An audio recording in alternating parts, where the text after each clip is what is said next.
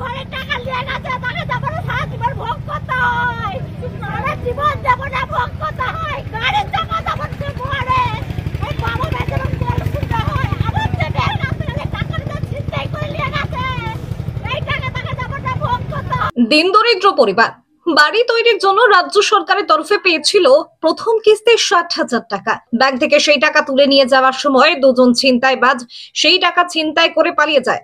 চাঞ্চল্যকর এই ঘটনাটি গোঘাটের কামারপুকুর এলাকার। জানা গেছে মান্দারন গ্রামের বাসিন্দা সহদেব রায়ের নামে বাংলার বাড়ির টাকা এসেছে। প্রথম কিস্তির 60,000 টাকা ঢুকতেই বাড়ি নির্মাণের জন্য সেই টাকা তোলার জন্য ব্যাংকে গিয়েছিলেন সহদেব রায় এবং তার মেয়ে। ব্যাংক থেকে টাকা তুলে বাড়ি আসছিলেন তারা, কিন্তু কামারপুকুর চটির কাছে হঠাৎ করে দুজন বাইক আরোহী এসে তাদের কাছ থেকে টাকা ছিনতাই করে পালিয়ে যায়। সহদেব বাবুর মেয়ে অনেক চেষ্টা করেও তাদেরকে আটকাতে ব্যর্থ হন। এই ঘটনাকে ঘিরে এলাকায় ব্যাপক চাঞ্চল্য ছড়ায়। এভাবে টাকা ছিনতাই হতেই কান্নায় ভেঙে পড়েন সহদেব বাবুর মেয়ে সহ পরিবারের সদস্যরা। টাকা তুলে জেঠুর হাতে দিতেছিলাম। কে কে এসেছিলেন? আমি আমার বাবা। কোথায় গেছিলেন? ব্যাংকে এসবিআই ব্যাংকে থেকে হেঁটে হেঁটেই আসছিলাম আমরা। কত টাকা তুললেন? 60,000 টাকা ছিল। 60,000 টাকা কিসের টাকা ওটা? ঘরে ইন্দিরা বাসন ঘর বেরাইছে তার টাকা। আবাসের ঘর? কার নামে ঘর বেরিয়েছিল? বাপির নামে। মানে দুজন মিলেই টাকা তুলতে পেরেছিল? হ্যাঁ, সহদেব রায়। এই টাকা তুলে হচ্ছে ওই যে আমার মা হচ্ছে এনাদের বাড়িতে কাজ করে, ওই সমস্ত কিছু হেবা করবে। আমার ভাই দাদা কেউ নেই, ঠিক আছে? আমরা 3 বোন, আমি বড়। ব্যাংক থেকে টাকা তুলে হেঁটেই আসছিলেন? হ্যাঁ, ব্যাংক থেকে তুলে আমরা বাবা মেয়ে হেঁটে হেঁটেই আসছিলাম। তারপর কি হলো? আমাকে ছেলে দুটো জিজ্ঞাসা করলো যে এই রাস্তাটা কোথায় আছে, তখন ওই লরিটার কাছে দিয়ে আমি বললাম যে এই রাস্তাটা ব্যাঙাই যাচ্ছে। আমি এবার সাইকেলটা ঘুরাবো, আমার বাবাকে বললাম তুমি চলো, আমি সাইকেলটা ঘুরাচ্ছি। ওই সাইকেলের খাঁচাতে ছিল, আমি হাতলটাও ধরেছি, ব্যাগটা ধরেছি, আমি ব্যাগটা টেনে ধরেছি, হাতল ছিঁড়ে নিয়ে চলে গেছে। তবু আমি পেছনে পেছনে অনেক ছুটেছি, তাকে ফেলেও দিয়েছিলাম। এইভাবে দিনের বেলা এইভাবে রাস্তায় প্রকাশ্যে চিন্তায়? সেটাই তো ভাবতেই তো পারিনি, যখন আমি পড়ে গেছিলাম। কতজন ছিল তারা? 2 জন ছিল বাইকে। বাইকে কোন দিকে গেল তারা? ওই দিকে গেছে, ছোটির দিকে গেছে। কামারপুকুর দিকে গেছে। আপনার নাম? রত্না রায়। চটির বুকে তো পুলিশ থাকে। হ্যাঁ, এবার আমি এবার তার দুটো বলতে পারি, আমি ধরো করছি।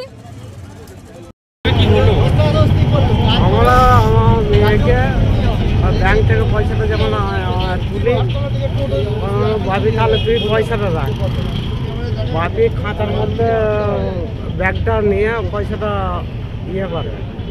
তারপর আমি ভাবি তাহলে তুই ইয়ে কর, আমি তো জেঠুর হাতে পয়সাটা দিয়ে দেবো, একটা পয়সা খরচা করবো। আমি বাবু তো জেঠুর কাছে পয়সাটা ইয়ে আর জমা দিয়ে দেবে। আমি যখন এইখানটা আমি আগে আসছি, এইখানটায় আমি দাঁড়াইছি, দুঃখিত তখন ওই বিল্ডিংয়ে বসায়। তারপরে ওই ব্যাগটা ও যখন এবারে আমাকে ডাকছে, বাপি বাইকে ব্যাগ নিয়ে চলে যাচ্ছে। আপনার মেয়ের হাতে ব্যাগ ছিল? হ্যাঁ। জানা গেছে ঘটনার সময় সিসিটিভি ফুটেজ সংগ্রহ করে এই ঘটনা তদন্ত শুরু করেছে গোঘাট থানার পুলিশ। অসহায় ব্যক্তির টাকা যত দ্রুত সম্ভব উদ্ধার করা যায় এবং ছিনতাইবাজরা যত দ্রুত সম্ভব ধরা পড়ে সেই চেষ্টা চালাচ্ছেন পুলিশ কর্মীরা। এখানে দেখলাম বলতে ওনারা বাবা মেয়ে একসঙ্গে আসছে, আমি ওখানে বসে খবরের কাগজ দেখছি। আমি ভাবলাম, তারপরে দেখলাম যে ওর বাবা এগিয়ে গেল, একটা বাইক আসলো, ও কিছু কথা বলছে। আমি ভাবলাম হয়তো ওর পরিচিত কথা বলছে। যখন আমি নিয়ে চলে গেল বলতে, আমি ছুটে বেরিয়ে আসার আগে ওর ব্যাগের এমন ব্যাগটা ছাড়েনি, ব্যাগের ভেতরে 60,000 টাকা আর মোবাইল ছিল।